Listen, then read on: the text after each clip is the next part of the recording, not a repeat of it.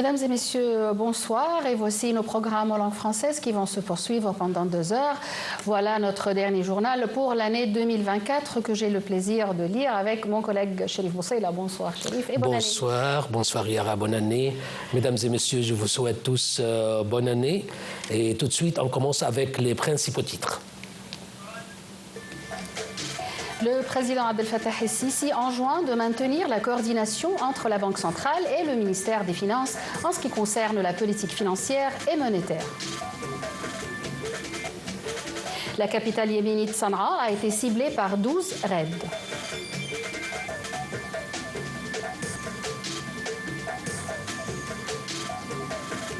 Et Mourhaf Abou Qasra, nommé ministre de la Défense dans le gouvernement de transition en Syrie.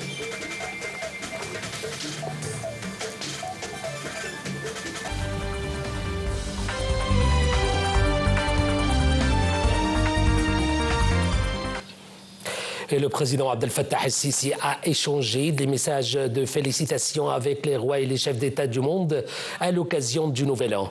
Dans ces messages, le président el-Sisi a exprimé ses vœux les plus sincères, priant Dieu, le Tout-Puissant, d'amener paix, prospérité et stabilité à tous les peuples. Le président el-Sisi a également adressé ses félicitations aux expatriés égyptiens, leur souhaitant davantage de succès et souhaitant à l'Égypte plus de prospérité. Le président Abdel Fattah el-Sisi a aussi reçu des messages de félicitations de la part des hauts responsables de l'État, dont lesquels ils lui ont exprimé leurs meilleurs vœux et souhaité davantage de stabilité et prospérité pour la patrie. Le président Abdel Fattah el-Sisi reçoit le général d'armée Abdelmegid Sakr, commandant général des forces armées, ministre de la Défense et de la production militaire.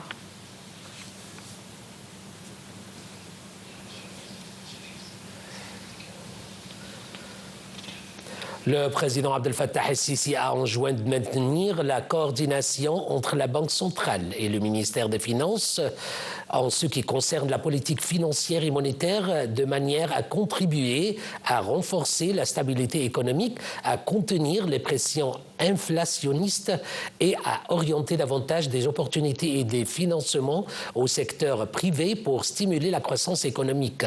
Cela contribue à attirer davantage de flux d'investissement et à maximiser le rôle du secteur privé dans l'activité économique. Cela s'est produit aujourd'hui lors de la réunion du président Abdel Fattah el-Sisi avec le Premier ministre Dr Mostafa Madbouli, le gouverneur de la Banque centrale Hassan Abdallah et le ministre des Finances Ahmed Kojouk. La réunion a passé en revue la situation économique locale et mondiale, ses répercussions sur les indicateurs macroéconomiques et les efforts du gouvernement pour garantir le programme de développement économique ne soit pas affecté par les conditions régionales et internationales actuelles, ainsi que pour les efforts visant à mieux profiter des opportunités économiques disponibles. Le président el-Sisi a également examiné au cours de la réunion les indicateurs du secteur bancaire, de la politique monétaire et du taux de change, ainsi que les efforts du gouvernement pour accroître les réserves de change du pays afin d'assurer la disponibilité des besoins nécessaires pour la production et l'industrie dans les secteurs prioritaires, ce qui contribue à renforcer la croissance économique globale en Égypte.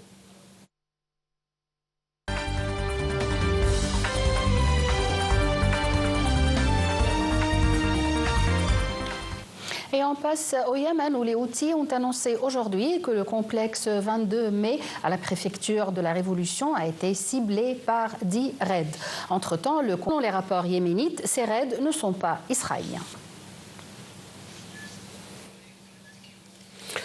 Les Houthis du Yémen ont revendiqué 2 attaques sur Israël, où l'armée a affirmé avoir intercepté un missile tiré à partir de ce pays avant de pénétrer sur le territoire israélien.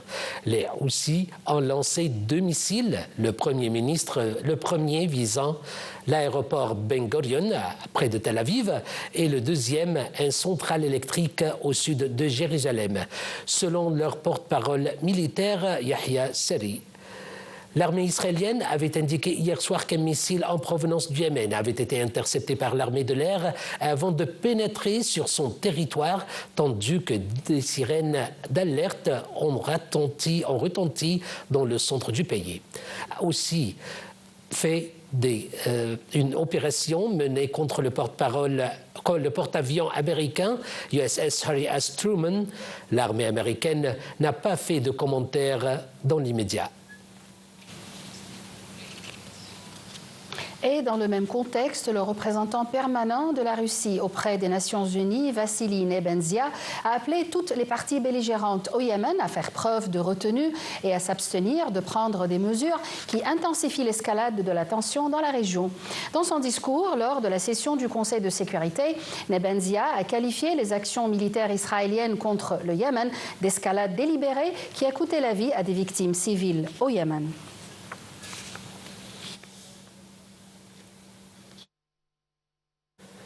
L'agence officielle syrienne Sana a cité que le commandement militaire syrien annonce la nomination du général Mourhaf Abou Qasra, ministre de la Défense du nouveau gouvernement de la République arabe syrienne, dirigé par Mohamed el-Bachir. Mourhaf Abou Qasra a été promu dimanche au rang du général par le commandant des opérations militaires en Syrie, Ahmed el-Shara. Lors d'une interview avec une agence de presse, Mourhaf Abou Qasra avait annoncé que la prochaine étape serait la dissolution des factions armées pour les fondre au sein de la future institution militaire.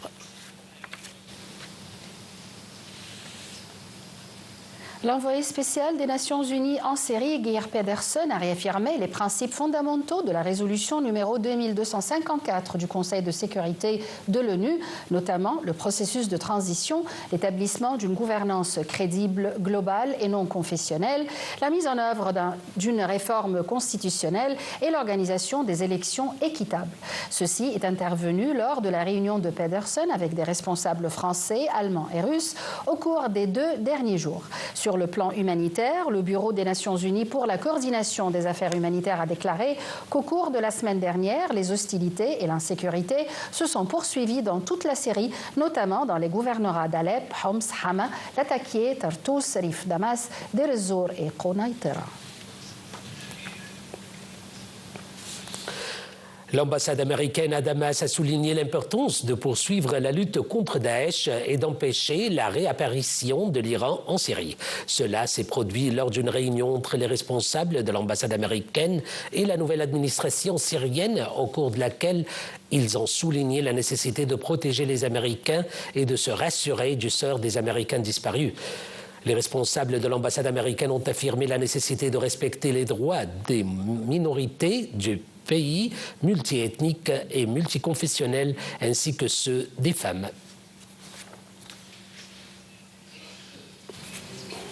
Entre-temps, le ministre français des Armées, Sébastien Lecornu, a indiqué que la France a frappé des positions du groupe terroriste Daesh en Syrie dans le cadre de la coalition antiterroriste internationale. C'est la première opération de ce type depuis la chute du pouvoir. M. Lecornu a déclaré dimanche dernier que des avions de chasse Rafale et des drones Reaper ont délivré un total de 7 bombes sur 2 objectifs militaires de Daesh dans le centre de la Syrie. Il a précisé que les armées françaises restent engagées dans la lutte contre le terrorisme au Levant. L'armée de l'occupation israélienne a annoncé avoir intercepté une roquette lancée depuis Gaza, tandis qu'une autre est tombée dans une zone dégagée. Le haut-commissaire des Nations Unies aux droits de l'homme, Volker Turk, a estimé que le système de santé de Gaza est au bord de l'effondrement total à cause des attaques israéliennes incessantes depuis le début de l'agression israélienne en octobre 2023, soulignant que les hôpitaux de Gaza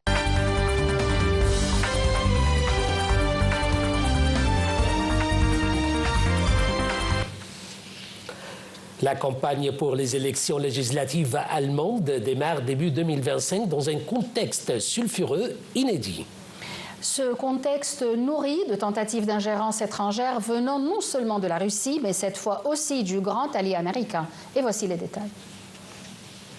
L'Allemagne est officiellement entrée en période électorale vendredi dernier avec la décision du président Frank-Walter Steinmeier de dissoudre le Parlement et de fixer les élections législatives anticipées au 23 février dans un contexte de crise économique. Focalisé sur le soutien militaire allemand crucial pour l'Ukraine côté russe, les tentatives d'influence en provenance des États-Unis se manifestent au grand jour. Elles portent davantage sur les questions migratoires ou économiques, mais toutes convergent pour favoriser un parti, le mouvement d'extrême droite alternative pour l'Allemagne AfD, donné en progression à plus de 20%, selon un sondage INSA publié par Bild mardi. Les soutiens publics répétés depuis une dizaine de jours d'Elon Musk, homme le plus riche du monde, proche de Donald Trump, à l'AfD ont créé la stupeur à Berlin. Dans son message de Nouvel An mardi, Olaf Scholz s'en est inquiété, promettant que seuls les citoyens allemands et non les propriétaires des réseaux sociaux décideront du résultat du scrutin. Lundi soir, Elon Musk a encore promis sur sa plateforme X à l'AfD une victoire épique le 23 février. En parallèle, le renseignement intérieur allemand vient d'annoncer la création d'une task force pour contrer les ingérences étrangères en vue du scrutin de février. Dans sa ligne de mire cette fois, Moscou, selon l'Office de protection de la Constitution, compte tenu de sa guerre d'agression contre l'Ukraine, la Russie a probablement le plus grand intérêt à influencer l'élection en sa faveur. Mesdames et messieurs, fin de notre journal. Merci pour votre suivi.